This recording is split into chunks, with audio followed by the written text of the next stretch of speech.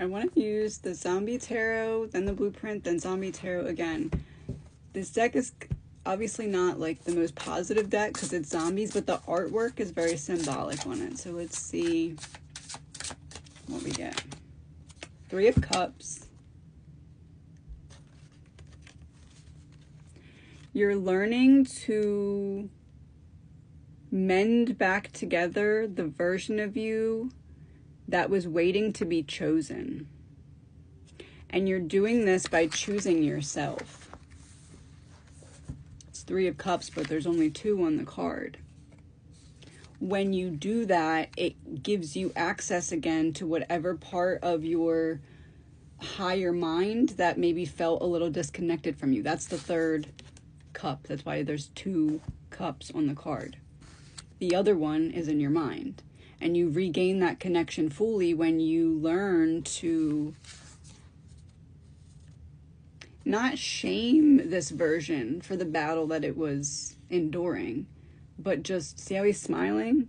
He's like, man, you've definitely had better days, but that's fine. He's not side-eyeing her.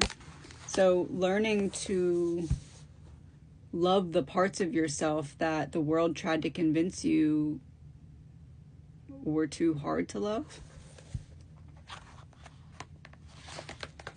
The heart chakra.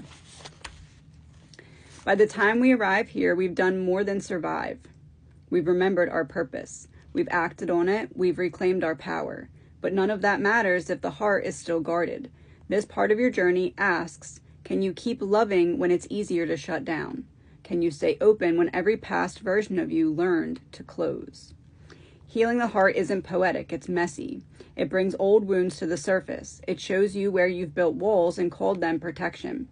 It asks you to sit with your grief, to forgive where you once swore you couldn't, and to finally stop punishing yourself for things you didn't know how to carry.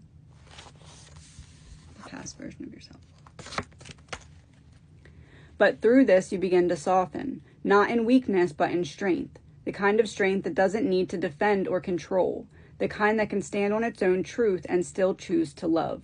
This is where the frequency of love returns, not as a fleeting feeling, but as a way of being. It becomes the lens through which you see yourself and the world. You stop trying to earn love or chase worth. You start realizing you were never unworthy to begin with. You become the source. The source of what? The source of connection between the versions of you that you had to be to get to this version, and this version being proud and willing to see this version back into healing, which unlocks the inside version, the higher mind. And once that's unlocked, you essentially have a guide that is on a walkie-talkie of energetic sorts that helps lead you through the labyrinth of the mind.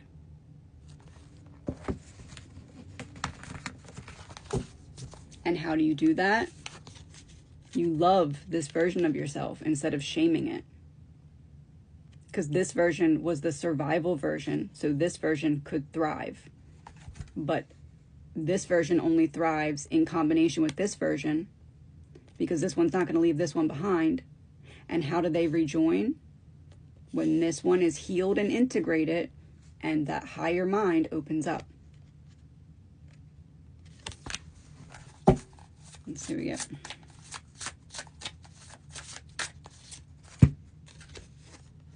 Two of Cups.